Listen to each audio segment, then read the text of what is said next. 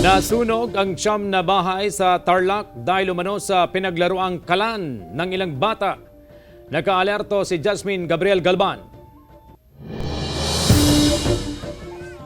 Sa video na ito, makikita ang maitim at makapal na usok sa nasusunog na mga bahay sa bahagi ng Poblasyon Norte, Paniqui, Tarlac. Kanya-kanyang salba ng gamit ang mga residente. Sa loob lamang ng ilang minuto, tinupok ng apoy ang siyam na magkakatabing bahay. Buti nga po si ading ko po na salba niya po yung mga bata po doon sa kabilang bahay po na pinagmulan po ng apoy. Sa investigasyon ng BFP, ang paglalaro sa kalan sa loob ng bahay ng ilang bata ang sanhi ng sunog na umabot sa ikalawang alarma. Basta huwag iiwanan yung mga anak para nababantayan lagi. Yun kasi yung naging dahilan yan Walang magulang na nagbabantay doon sa mga bata.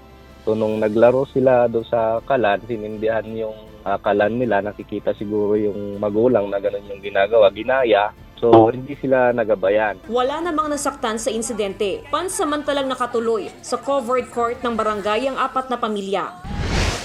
Makikita sa amateur video ang lagablab ng apoy na bumalot sa isang bahay sa barangay Bonifacio, San Carlos City, Pangasinan. Ayon sa BFP, napabayaang nakasinding kandila ang tinitignang sanhi ng sunog na tumagal ng ilang oras bago napula. Wala namang nasaktan sa insidente. Iniimbestigahan pa ng BFP ang kabuuang danyo sa sunog. Sinabi niya na pinatong niya yung kandila sa isang bagay na madaling masunog.